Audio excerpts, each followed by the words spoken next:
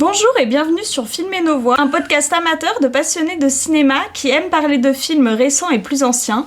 Moi c'est Cristal, aussi Chris vous partage sur Instagram, et je suis avec mon amie et collègue Lucie. Hello. Comment tu vas ? Ça va et toi ? Ça va très bien, je suis super contente parce qu'aujourd'hui on parle d'un film sorti le 15 avril 1992 et qui est ressorti le 18 février 2026 pour ses 34 ans. C'est La Famille Addams, un de mes films préférés. Il faut le savoir, qui a marqué ma manière de vivre et que Lucie n'avait jamais vu. Et non. Et je suis un peu déçue parce qu'il repasse beaucoup en France dans les cinémas, sauf à Limoges. Non, c'est vrai. Il passe pas à Limoges. Parce que moi j'avais vu qu'il repassait et tout, et j'étais en mode peut-être qu'il repasse à Limoges et tout, mais. Non, il repasse pas à Limoges. Honte sur Limoges. Voilà. Du coup, je suis un peu triste parce que moi j'aurais aimé voir La Famille Addams sur grand écran. Et la question se pose, aurais-tu aimé voir La Famille Addams sur grand écran ? Aurais-tu payé pour voir La Famille Addams ? Non, très Non. honnêtement. Non. Mais je veux dire, n'aurais même pas avant aimé. de le voir, vraiment, même avant de le voir, j'aurais pas forcément. Parce que c'est pas forcément mon style de film. Donc, Ouais. Du coup, voilà, c'était très bien sur petit écran. Sur petit écran, c'était très bien. Ok. Alors avant de passer au résumé, on va passer à la fiche technique qui est hyper longue. Donc c'est parti. On a Barry Sonnenfeld à la réalisation, Mark Sheman à la musique, et la musique c'est important, Richard McDonald au décor, et là je relève les décors, je le ferai pas forcément à chaque fois, mais là je le relève parce que les décors sont hyper importants dans La Famille Addams. Oui. Donc je le relève. On a évidemment la famille Addams, donc là c'est parti pour les noms. On a Morticia qui est jouée par Angelica Houston, Gomez jouée par Raoul Julia, Grand-mère qui est jouée par Judith Malina, Mercredi par la fameuse Christina Ricci, c'était ses tout débuts à l'époque, Pugsley qui est joué par Jimmy Workman, et enfin Fétide, le fabuleux Christopher Lloyd. Alors là, comme le disait mon père, nom de Zeus. Il s'attendait toujours, il m'a dit, quand on a revu le film, il m'a dit je m'attends toujours à ce qu'il mette ses mains dans ses cheveux et qu'il fasse nom de Zeus. Je lui ai dit ça risque d'être compliqué, Oui. il a pas de cheveux. Dans le film, ouais, non. Dans le film, il a pas de cheveux. Et le film comporte aussi deux autres personnages principaux, alors avec Elizabeth Wilson comme Dr. Pindoslash. À tes souhaits. Ouais, j'aime bien. Je lui ai pas mis son vrai prénom, je lui ai mis le docteur Pindoslash. Parce que ça me fait rire, et puis c'est comme ça qu'elle est enterrée. Et évidemment, nous avons l'avocat Tully Alford, qui est joué par Dan Hedaya, sans oublier La Chose, qui est joué par Christopher Hart, alors sa main, du coup. Et Karel Stuyken pour Max. Voilà, donc la fiche technique elle est longue, mais elle le mérite. À mes yeux, en tout cas, elle le mérite. Et maintenant, je laisse à présent la parole à Lucie pour qu'elle fasse un petit résumé du film.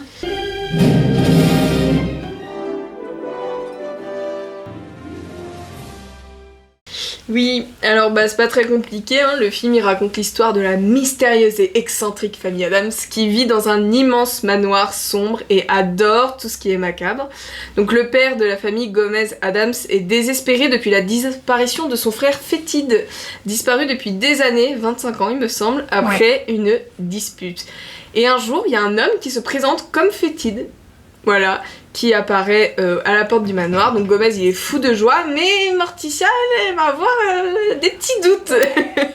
Donc parce que entre autres le Fétide entre guillemets semble avoir perdu la mémoire et certains détails ne correspondent pas forcément quand ils discutent. Donc en fait cet homme en réalité il s'agit d'un escroc manipulé par une femme cupide.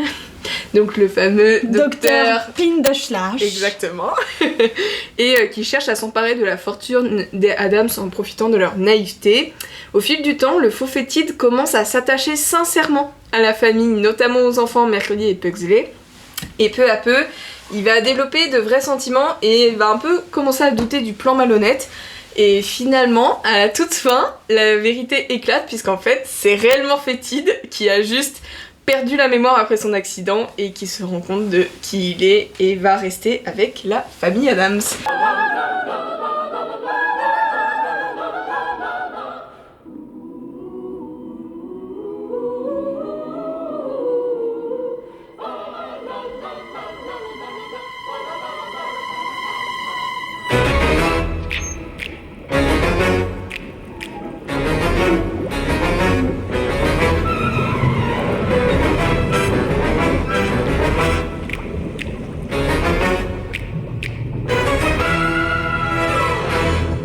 son accident dans le triangle des Bermudes. Dans le triangle des Bermudes, c'est important. C'est important parce qu'on parle beaucoup du triangle des Bermudes. Oui. Mercredi l'étudie. Et Tout apparemment, c'était un lieu sensual. On va dire sensual pour ne pas dire autre chose aux yeux de Gomez et Morticia. C'est tout à fait quelque chose qu'ils pourraient dire sensual, genre dans leur phrasé, tu vois, quand il lâche des petits mots espagnols en plein milieu. Oui. S'ils pourraient dire c'est sensual. Parce qu'ils disent pas d'autres mots, ils utilisent pas d'autres mots, mais c'est sensual, potentiellement ils pourraient le dire, parce que leur vie tourne beaucoup autour de leurs enfants, du macabre et l'un de l'autre. Oui, tout à fait. En le revoyant, j'ai revu le nombre de références sensuales. Et j'étais là à me dire... Waouh! À l'époque, j'ai adoré ce film et je me rendais pas compte de tout ce qu'il y avait de sensual. Alors qu'aujourd'hui, en tant qu'adulte, j'ai regardé ça avec mon père, ma petite sœur de 10 ans, et je me suis dit... Ta petite sœur de 10 ans qui, à mon avis, n'a pas dû forcément saisir toutes les références sensuales, là. Elle a pas eu toutes les vannes. Mais c'est pas grave. Ce qui se passe, c'est que au début, il cherche son frère. Il cherche Fétide. Étape 1. Étape 2, Fétide arrive alors qu'ils étaient en train de faire une soirée, une petite soirée invoquée des esprits. C'était une petite soirée plutôt sympathique. Et Fétide arrive avec le docteur Pin de Schlash. Je ne sais pas combien de fois je l'aurais prononcé de manière différente dans ce podcast. Arrive et on lui dit que c'est son frère et tout, donc lui il est hyper content, il retrouve son frère, c'est quelque chose d'incroyable. Et finalement, au fur et à mesure des événements, des choses, des souvenirs qui sont pas les bons, comme le code secret pour accéder au code qui est 2, 10, 11 pour les yeux, les doigts et les orteils, évidemment. Bah oui. Parce que dans la famille Addams, on a 11 orteils apparemment. Si jamais vous avez 11 orteils, vous êtes né avec un 11e orteil, sachez que vous êtes juste un membre de la famille Addams, vous n'êtes pas bizarre. Voilà. Donc il y a ça, et il y a d'autres choses qui font que Morticia soupçonne, Gomez soupçonne aussi, finit par voilà. Et donc il fait tout un truc, il est pas content, il se méfie de Fétide. Le docteur Pin de Schlash revient et dit qu'il fait, il fait une... comment elle le dit ? Attends, c'est une bonne question, j'en souviens plus. C'est pas un rejet, mais c'est... Non, un déplacement. Voilà. Il fait un déplacement, voilà. Donc elle lui retourne le cerveau parce que Gomez est pas très fut-fut. Il est adorable, hein, mais... Il est adorable, mais il est pas très fut-fut. Faut l'avouer. Il est très doué à l'escrime, mais il est pas fut-fut. Heureusement que Morticia est là, mais d'ailleurs c'est ce que Charles Addams, le créateur de la famille Addams, avait dit. C'est Morticia qui dirige tout. En fait. Bah bien sûr. C'est un matriarcat total. Et voilà. Et donc il est content. C'est là qu'ils font la grosse fête en l'honneur de Fétide. Sauf que Mercredi va apprendre toute la vérité. Et ils vont toute la famille Addams va se retrouver à la porte de la maison parce que Fétide est le frère aîné de Gomez, donc c'est à lui que revient toute la maison, tout l'argent et autres. Donc tous les Addams vont être mis à la porte. Et là, grosse dépression pour Gomez. Ouais. Grosse dépression pour Gomez. Morticia, elle essaye de trouver un travail. de trouver un travail, c'est plus ou moins un échec.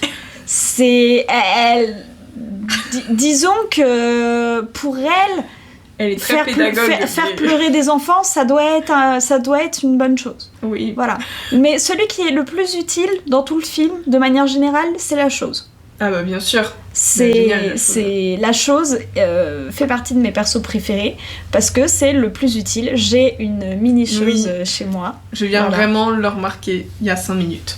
Alors que je l'ai depuis que je suis installée ici. Je sais, mais avant j'avais capté que c'était la chose, mais c'est comme si c'était rentré dans mon esprit de manière très secondaire. Ouais. Et vraiment, il y a 5 minutes, je me suis dit, ah, mais c'est la chose, voilà. Voilà, et ma soeur, quand elle l'a vu, elle a dit il a pas de cicatrice. Et je Non, c'est vrai. lui ai dit non, il a pas de cicatrice. Elle me dit pourquoi? J'ai dit parce que dans les films, il a pas de cicatrice. C'est la Mais série. dans la série, si. C'est dans la série Mercredi qu'ils lui ont mis des cicatrices, mais de base, c'est une petite main. C'est la main de. Je vais retrouver. C'est la main de Christopher Hart qui n'a pas de cicatrice. Déjà, je trouve que pour un film sorti à cette époque, les effets spéciaux sont super bien faits. Ah oui, par contre, Parce oui, ça, c'est sûr. qu'on ne doute jamais du fait que ce soit juste une main qui se balade. Ouais. Et donc c'est vraiment lui qui se rend le plus utile au travail. Et le film continue par Morticia qui finit par retourner au manoir Adams pour affronter les méchants. Et ils vont la torturer. Voilà, elle va passer un bon moment. Elle kiffe la torture. Et puis elle fait vraiment on voit que vous avez l'habitude de le faire. Morticia, calmons-nous. C'est sensual. À nouveau, c'est mais en très fait, sensual. Morticia est sensual. C'est la sensualité en personne. Et ça, c'est du début jusqu'à la fin. Et c'est génial. La première fois qu'on la voit dans le film, avec genre juste le trait de lumière au niveau de ses yeux, quand elle est allongée, mama. Incroyable. Mama dans tous les sens du terme, ça on peut le dire. Ça c'est Morticia Adams, goal de vie. Hein, Tu la vois, t'es là en mode waouh. Et du coup, Gomez arrive pour essayer de sauver sa femme, et c'est là que Fétide va prendre un livre. Donc c'est pas les hauts du Hurlevent. Non. Mais c'est un truc tropical, tempête, etc. Pour s'en prendre au docteur Pindeschlash. Et donc à sa mère. Qui s'est fait passer pour sa mère depuis le début. Voilà, et là, donc lui, il va recevoir un orage, un éclair en plein visage. Jusqu'à un orage entier. Oui. Un peu complexe. C'est un peu ce qui déclenche quand même dans le... Oui, mais c'est juste un éclair. Oui, mais là, il se prend juste un éclair en pleine tête, ce qui lui ramène tous ses souvenirs, et il se rappelle donc qu'elle l'a utilisé pendant 25 ans, puisqu'elle l'a récupéré il y a 25 ans, et elle n'était pas du tout sa mère. Elle n'était pas sa mère, elle l'a récupéré, il était amnésique, donc elle l'a créé de toutes pièces pour avoir un homme de main. Et en fait, c'était bien Fétide Adams. Et donc là, ça va mieux. Fétide fait revenir toute la famille dans la maison. Et tout est bien qui finit bien. Et puis ça se finit sur Halloween où ils vont jouer à réveiller les morts. Maintenant, on va pouvoir passer à notre avis sur la famille Adams. Et alors, moi, je risque d'être très, très, très, très chiante parce que j'aime énormément. Et du coup, c'est le moment de te demander, Lucie, est-ce que tu as aimé la famille Adams? Je suis prête à ne pas crier. Tu es prête à ne pas crier et ne pas m'en vouloir? Promis. En fait, c'est pas mon style de film. Donc, je savais dès le début que ça allait pas être un de mes films préférés. Après, je reconnais que dans son genre, il est vraiment extrêmement bien tourné, extrêmement bien écrit, mais c'est vrai que c'est pas du tout mon style de film. Mais du coup voilà, j'ai quand même noté pas mal de choses qui m'ont intéressée, que j'ai trouvé bien, mais c'est vrai que c'est très cruel, ils sont très cruels, mais c'est aussi pour ça qu'on les aime entre guillemets de manière générale. Et moi j'ai beaucoup de mal avec la cruauté, surtout gratuite, donc du coup j'étais un peu là en mode ça me fait rire, et en même temps je trouve ça pas si fou que ça. Du coup j'étais un peu comme ça pendant tout le long du film. Mais voilà. C'est vrai qu'il y a beaucoup de cruauté, mais qui est cruauté mignonne parce que ça leur fait pas mal. Oui, en fait ce qui aide à accepter, c'est que entre guillemets, comme ils sont... Alors, je parle au sein de la famille Adams, ils sont tous cruels les uns envers les autres. C'est une forme d'amour, concrètement. Oui. Donc, du coup, c'est ça qui aide un petit peu à, on va dire, à intégrer ça comme enfin, voilà, on s'y habitue un petit peu.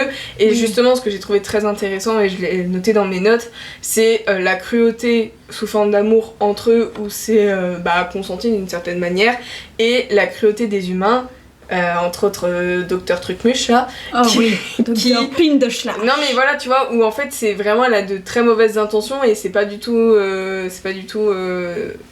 une... Enfin voilà, c'est vraiment pas gentil, mais profondément pas gentils. Alors que eux, ils sont cruels mais gentils. Du coup, t'es un peu...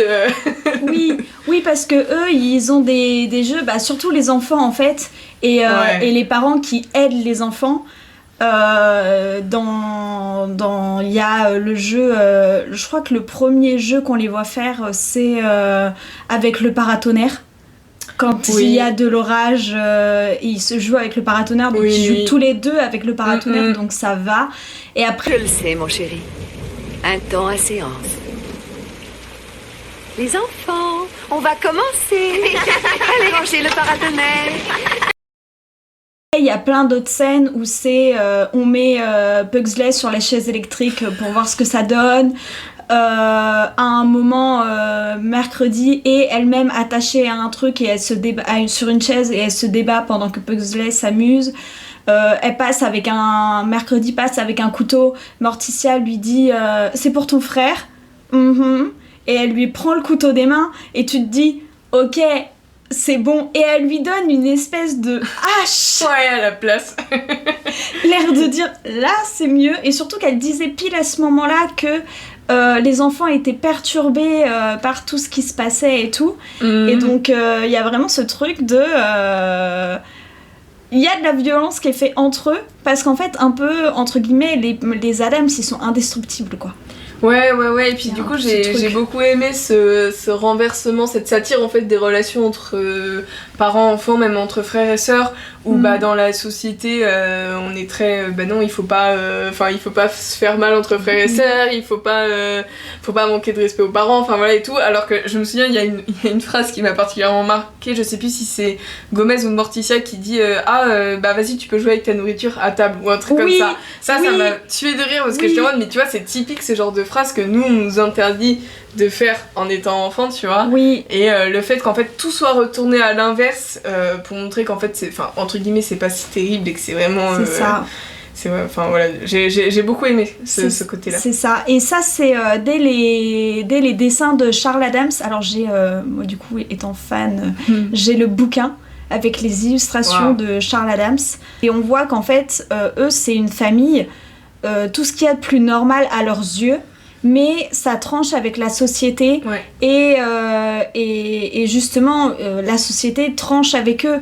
Enfin, il y a quelque chose d'anormal par rapport à notre normalité à nous, mais chez eux, c'est normal, et c'est comme ça qu'ils s'aiment, c'est comme ça que tout se construit, et c'est ça qui est agréable avec cette famille, c'est que oui, quand on est à table, normalement, c'est... je crois que c'est mercredi, elle le dit comme ça, c'est « pourrais-je avoir le sel ?» Donc... Fétide commence à lui donner le sel, et Morticia qui dit « et qu'est-ce qu'on dit ?» Et le « et que ça saute !» Puis-je avoir le sel ? Et qu'est-ce qu'on dit ? Et que ça saute. Et hilarant. C'est vraiment le « et que ça saute !» Même ma sœur, elle a rigolé parce qu'elle s'est dit « waouh, c'est drôle !» Et voilà, et le fait que l'un des jeux de mercredi, ce soit une petite poupée qui est guillotinée.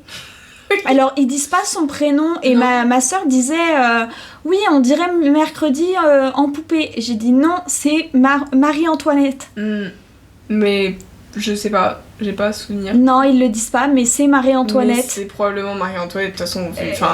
Et c'est une guillotine, voilà. la poupée elle a été guillotinée et tout, et donc en fait elle s'appelle Marie-Antoinette. C'est dit dans la série qu'il y a eu avant, et donc c'est devenu assez obvious que la petite poupée s'appelait Marie-Antoinette, quoi. Et c'est hyper drôle, enfin c'est voilà, c'est quand même... Mais oui, donc le film commence vraiment, on se met dans le bain directement avec le début où on a des chants de Noël. Il faut en parler des chants de Noël, parce que quand ils ont commencé les chants de Noël, ça je l'ai noté, j'étais en mode mais la chanson du début, on l'a chantée à la chorale là au concert de Noël, et j'étais là en train de chanter et tout, et après bien évidemment avec le chaudron qu'ils leur renversent dessus et tout, mais le début j'étais en mode oh mais je connais. C'était Caroline de Noël. Je connais. Et après... Et après, non. Et après, il y a un chaudron qui leur tombe dessus, l'apparition de The Addams Family. Ouais, ça c'est très stylé. Qui est très stylé. Et puis après, où justement, ça commence... Enfin, il y a tout le film qui se met en place avec les personnages, on les voit au fur et à mesure. On voit, ça passe surtout par Gomez. Oui. C'est Gomez qui va voir Morticia, qui dit qu'elle souffre d'El Señor Sol. Ah ouais, ça c'était incroyable. Voilà, ça. avec sa petite plante, une de ses petites plantes carnivores à côté d'elle. Et il y a vraiment, et tout de suite, on nous met sur le fait que Fétide manque à Gomez, il manque à Morticia aussi. Ouais. Les enfants ne le connaissant pas, il y a pas de manque.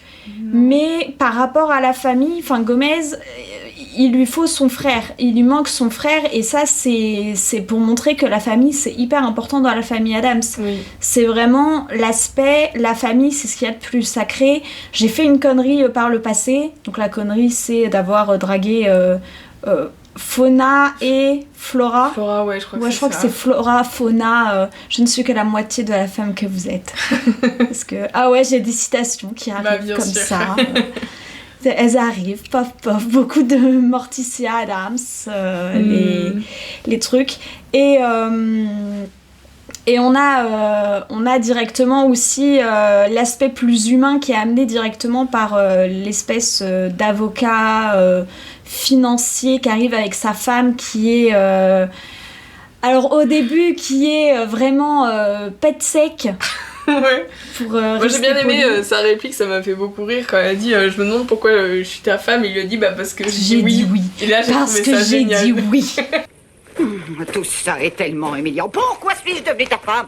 Parce que j'ai dit oui. Mais ça se voit, ils s'aiment plus, enfin vraiment c'est... Ah non, mais c'est clair. Ils sont au bout du bout les c'est deux clair. quoi. Non, il y a plus aucun amour entre eux, mais ils font comme si, et c'est vraiment du coup l'arrivée du monde normal. Ouais. Chez la famille Addams, et chez la famille Addams, déjà il y a une partie où t'es bloqué avec portail. Oui, non mais ça par contre faut qu'on en parle, parce que entre la plante au début, le portail, le tapis d'ours, je crois que j'ai le livre d'Autant n'emporte le vent qui souffle le vent. Ça, c'est et le vraiment dernier livre, le tout dernier livre qui... Je sais plus c'est quoi le titre du tout dernier livre. Je l'ai plus en tête non plus, je l'ai pas noté. Mais c'est un truc de tempête, et du coup ça provoque la tempête. Non, la finesse filmique dans les détails, elle est magistrale, vraiment. Ah oui, non mais c'est pour ça que c'est oui. important de... Enfin, quand t'as cité pour les décors tout à l'heure. Oui. Oui. Oui. D'autant que là, ils ont un cimetière en plus. Ils ont des catacombes. Oui. Gigantesques. Gigantesques.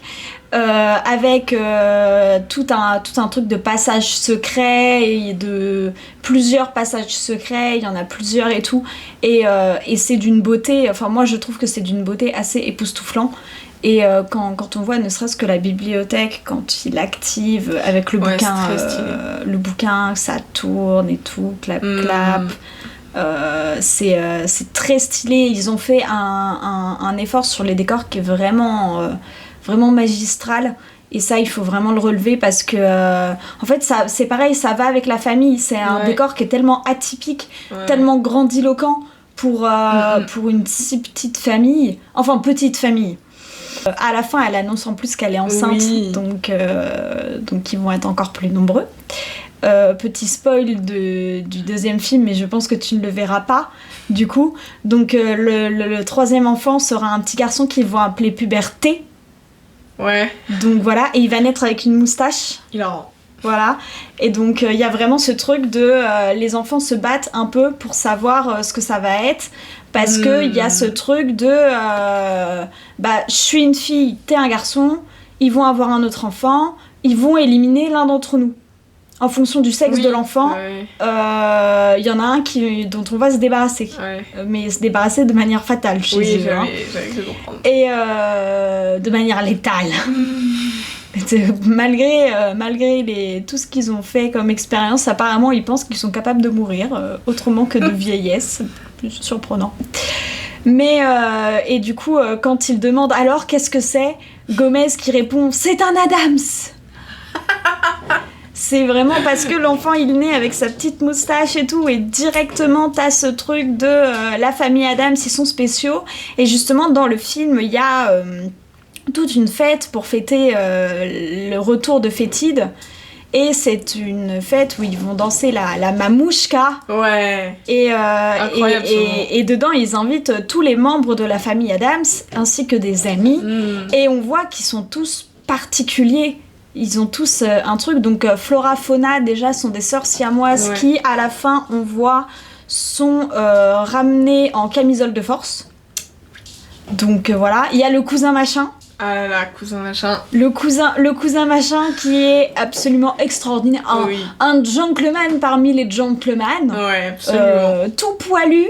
Mon coup de cœur du film, c'est cousin machin. C'est vrai. Ouais, en même temps, ça m'étonne pas. C'est vraiment un personnage... On comprend rien de ce qu'il dit. Ouais, mais... Parce qu'il est tout en paix. Voilà. Mais il est d'une bonne écoute. Ouais. Il est... Bah oui, la preuve, parce que la femme, elle va... De l'avocat, elle va beaucoup aimer... Oui. Elle va beaucoup l'aimer. Abandonnant mari et enfant pour partir avec lui. C'est beau. Moi, je trouve ça beau. Elle abandonne la vie normale pour aller vers une vie de famille Addams parce que, en fait, c'est vachement plus fun. Et donc, il y a plein de personnages qui arrivent. Il y a, pareil, un cousin dont j'ai oublié le nom, qui est très grand, un peu bossu, qui dansait avec Mercredi. Enfin, il y a plein de monde. Et en fait, tout ce monde-là, c'est la famille Addams. Et des membres de la famille, des cousins, de machin et tout. Et c'est énorme, parce que quand on voit la salle qui est remplie, en fait, c'est que par des Addams. Alors, si vous entendez un petit bruit de roulement depuis tout à l'heure, c'est mon chat. Qui a décidé que c'était l'heure de jouer et manger en même temps, puisque voilà. ça vaut la croquette. Voilà. Donc la famille Addams, qui est énorme, et ont tous une particularité spéciale. Et voilà, enfin c'était ça. Avec on nous fait aussi un peu le cas avec le cimetière où on nous parle des ancêtres, où il a fallu les assassiner de telle et telle manière parce qu'en fait ils étaient hors des normes de la société et donc on les a éliminés quoi. Donc voilà, c'est Oui, mais pour en revenir à ce que tu disais là, il y a vraiment 30 secondes en parlant des caractères spéciaux de chaque personnage, ça c'est quelque chose que j'ai beaucoup aimé, le fait qu'en fait, à part cousin Fétide, le frère là, Fétide, parce que il retrouve la mémoire, tous les personnages du début jusqu'à la fin ne changent pas d'un pouce. Sauf Gomez à un moment donné qui fait une petite dépression. Gomez nous fait une dépression. Effectivement, les personnages ne changent pas, ils restent tels qu'ils sont, sauf Gomez qui à un moment nous fait une dépression assez violente et où on voit que Morticia elle a vraiment la tête sur les épaules. Elle est là et elle se dit il y a tout ce discours sur le fait que on leur a fait du mal, on les a blessés, mais on est des Addams, on va s'en sortir. Et c'est ça qui est de nouveau qui est très important parce que c'est la famille Addams. Et la société peut leur mettre des verrous, peut les mettre en cage. Peu importe ce qui arrivera, ils s'en sortiront parce qu'ils sont la famille Addams, quoi. Et c'est ça qui est beau. On nous a expulsés de chez nous. Oui, nous avons été trahis par ceux en qui nous avions confiance. Mais nous sommes les Addams et nous refusons de nous soumettre. Qui se souvient de la fable Le lièvre et la tortue ? Le vif mais paresseux coureur aux grandes oreilles et son lent mais résolu adversaire. Eh bien, que nous enseigne cette histoire ? À tuer le lièvre, à l'écorcher, à le bouillir, à mettre la tortue sur le périphérique. Et pendant l'heure de pointe. Oui, la famille Addams va survivre. On peut nous étrangler, nous empoisonner, nous rompre les os, nous en redemanderons toujours. Et pourquoi ? Parce qu'on ne demande que ça, tiens. Parce qu'on est des Addams aussi. Et qui montre que heureusement qu'il y a une femme pour gérer les choses, parce que si ça avait dû compter sur Gomez, le film n'aurait pas eu la même fin. Ouais, en soi les deux personnalités fortes du film ce sont des femmes, hein. Bah Il y a oui. Morticia et puis il y a Docteur Trucmuche, que Ouais. je ne cesserai pas d'appeler Docteur Trucmuche parce que j'ai pas son nom en tête. Le docteur Pin de Schlash. En plus, elle prend une voix tellement irritante. Ouais. Ah, avec un accent, tu sais pas... Enfin, si, tu sais pourquoi. Elle a décidé qu'elle s'appellerait Dr. Pin de Schlash. Donc forcément, elle prend un accent qui va avec, entre Ouais. guillemets. Enfin, je suis pas sûre que ça aille vraiment avec. Non, ça me semble un peu cliché, tu vois, comme... Bien sûr. Mais c'est fait exprès, enfin, là, on Bah sent oui. que c'est fait exprès dans le cliché. Oui, Que... bah oui. Et c'est là qu'on voit que Gomez n'est pas fut-fut. Oui, mais pas fut-fut, et en plus de ça, amoureux de sa femme dans le même... Oui, c'est toujours. Ça c'est quand même quelque chose. Il est pas fut-fut, mais il aime sa femme et leurs enfants. Oui, Voilà, et c'est le plus important. Et c'est le plus important. Pour la famille Adams, c'est le plus important. Oui. Mais Pour l'intrigue du ouais. film... Bon, disons que c'est pratique pour l'intrigue du film et pour les méchants. Oui. Ça, c'est Ouais. voilà. Mais ouais, pour en revenir à Fétide et à sa fausse mère, moi ça m'a quand même vachement choqué la manière dont elle se comportait envers lui. Enfin, tu vois, genre du fait que, bah, enfin, on peut clairement appeler ça, c'est de la misopédie, hein, concrètement, voilà. Alors qu'il est adulte, tu vois, c'est ça qui m'a enfin, et c'est là où le jeu des acteurs est formidable, tu vois, c'est de se dire ok, je sais pas quel âge il a, Fétide, mais bon, il a l'âge qu'il a, c'est un Il doit adulte, tu vois. avoir 40 ans parce que ça fait 25 ans qu'il a Ouais. disparu. 25 ans qu'il a disparu. Ouais, c'est ça, il doit devait avoir la avoir début vingtaine quand il a disparu, donc ouais, il doit Ouais. avoir la quarantaine, quoi. Ouais, mais tu vois, il a la quarantaine et quand il est avec sa fausse mère, il n'a Ouais. pas 40 ans. Non. Il a vraiment, on a vraiment cette impression que c'est un enfant de 10 ans qui se fait gronder, tu vois. Ouais. Et ça, franchement, enfin, et puis je parle de misopédie dans le sens de elle a une domination adulte sur lui, dans le sens où elle est soi-disant sa mère et genre elle va le gifler, tu vois. Ça, moi j'étais Oui. en mode, mais... Oui, elle Non. le gifle parce qu'il s'est amusé, et elle En plus de ça, elle utilise... culpabilise derrière. Bref, moi, ça Oui, va. c'est ça, elle utilise le chantage affectif en lui disant tu t'amuses, dois-je te rappeler que je suis ta mère Ouais. tout ce genre de choses. Et puis quand elle le colle contre elle en lui disant tu entends comment mon cœur bat, c'est par amour pour toi. Non, c'est par cupidité, tu ouais, veux de c'est l'argent clair. et puis voilà quoi. C'est tout. Et vraiment, c'est vrai qu'il y a... Enfin, elle a une violence sur lui. Mais le problème de Fétide aussi, c'est qu'il se fait vachement manipuler par les femmes. C'est un peu un trait de personnalité de Fétide de se faire martyriser et de... En fait, c'est un trait des Adams d'être un peu faible face à leurs femmes. Mais Fétide, je pense aussi que c'est lié à ses 25 ans sous le docteur Pintoschlash, qui a fait que elle l'a complètement castrée et elle l'a gardé auprès d'elle comme ça et elle lui a fait beaucoup de mal psychologiquement quand même, quoi. Ouais. Donc voilà.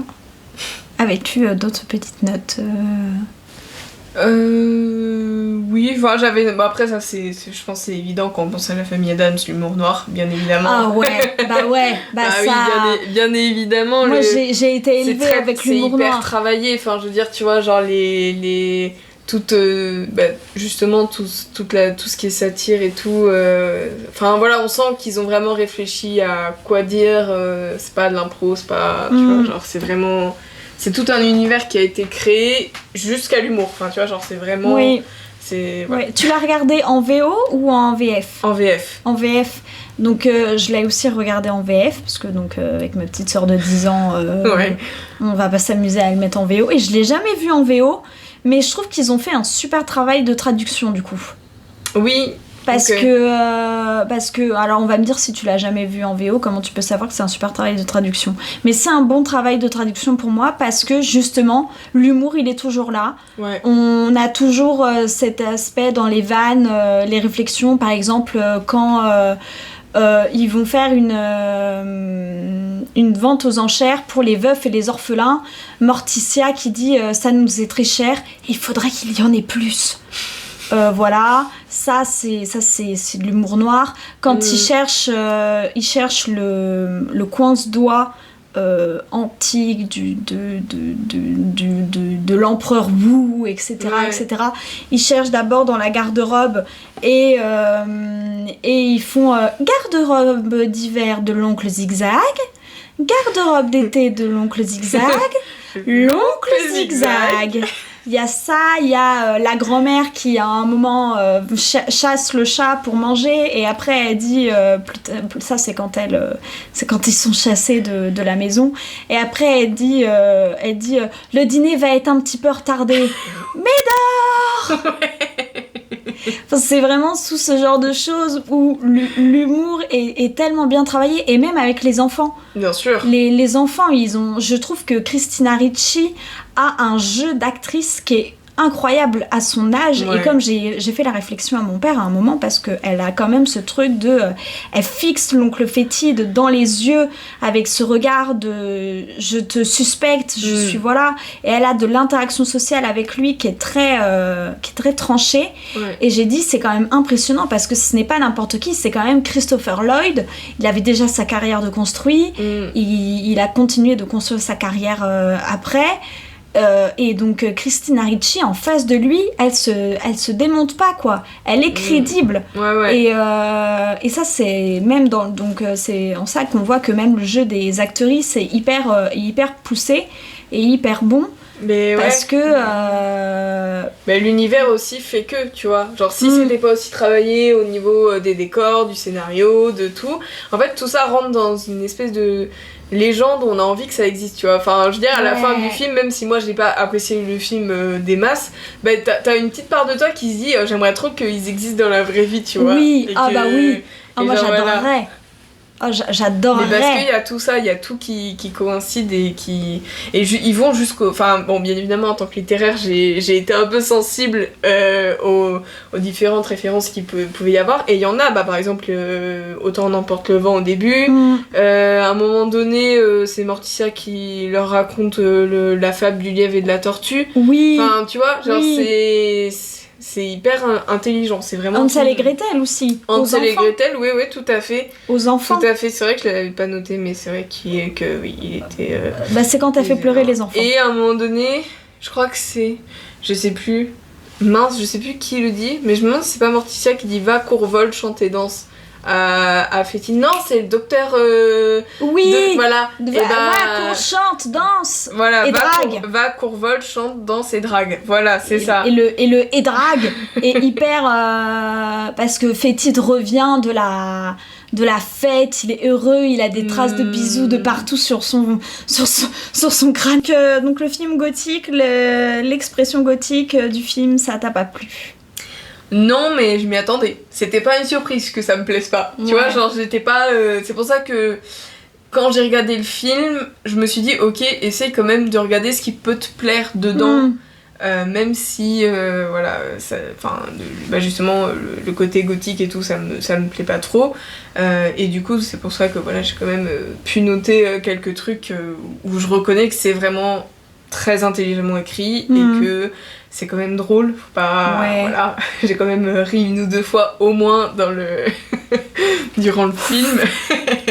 Mais voilà, c'est vrai que c'est pas mon style de film. Mais je suis contente de l'avoir vu puisque ça reste un classique, mine de rien. Et que je trouvais que c'était l'occasion parfaite quand tu me l'as proposé de le voir enfin et de pouvoir faire mon propre avis, sachant que moi en plus je suis un peu... j'ai regardé la série mercredi. Oui. Et j'ai adoré la série mercredi. Donc il y avait un peu ce truc là de me dire bon, je vais quand même essayer de donner ça. Alors, vous ne pouvez pas voir la tête de Cristal actuellement, mais elle est très crispée, sachez-le. J'ai détesté la série. Ah ouais, alors que j'ai moi, détesté adoré. la saison 1 parce que justement il y avait tout ce truc de qu'est-ce qu'ils m'ont fait à ma famille Adams. Oui, et je comprends maintenant. En fait, maintenant après avoir vu le film, je comprends parce que dans la série, ils sont pas normaux et ça se voit. Enfin, tu vois, genre, je veux dire, Mercredi, elle est vraiment réprimandée pour ce qu'elle est, alors que au sein de sa famille dans le film et même, je pense un peu dans la série, bah c'est, tu vois, c'est une petite fille, c'est une jeune fille plutôt normale qui n'a pas à changer pour plaire aux autres, alors que dans la série, c'est un peu plus. Et puis dans la série, il y a donc dans la saison 1 déjà, il y a un complexe et un problème entre Morticia et Mercredi. Oui. Une compétition qui est mise entre elles alors que normalement pas du tout quoi. Dans la famille Addams, il n'y a pas de compétition les uns avec les autres. On se torture l'un l'autre, ok, mais c'est pas une compétition de celui qui fera le plus mal à l'autre ou de celui qui est alors ça, il y a clairement pas de compétition de celui qui est le plus aimé par les parents. Oui, non. Pas du tout. Mais il y a vraiment ce truc de je comprends pas, j'ai vraiment pas compris et pas aimé ce qu'ils ont fait de la famille Addams. En plus, Pugsley qui est censé être le frère aîné. Oui, qui se retrouve le frère cadet dans la série Mercredi et tout. Et puis bon, j'étais quand même contente de retrouver Christina Ricci dans un rôle qui lui allait bien dans la saison 1, mais parce que j'ai quand même trouvé des trucs positifs à Mercredi, il y avait quand même des choses qui étaient bien. Après, je me suis rapidement rendu compte de qui était la méchante, parce que à partir du moment où on nous fait un gros insert sur des bottes rouges bien spécifiques, j'ai regardé, j'ai dit ça, c'est un indice. Oui. Et c'est pire qu'un indice, c'est un big red. Là, c'est le cas de le dire. C'est évident, elle a des trucs elle a des trucs et à la finalité j'étais pas surprise quoi. Oui, moi non plus j'avais. Alors je pense que j'ai deviné peut-être un peu moins rapidement que toi, mais ça me semblait trop évident qui était le méchant dans le. Enfin tu vois dans la saison 1, j'étais en mode ok, bon c'est un peu. Ça serait trop obvious que ça soit cette personne et du coup après. J'ai cherché justement qui. Parce que c'est souvent le cas dans les films et les séries, qui on ne soupçonnerait pas du tout, et c'est en général la personne qu'on ne soupçonne pas du tout qui est la personne qui au final se retrouve être le méchant ou la méchante.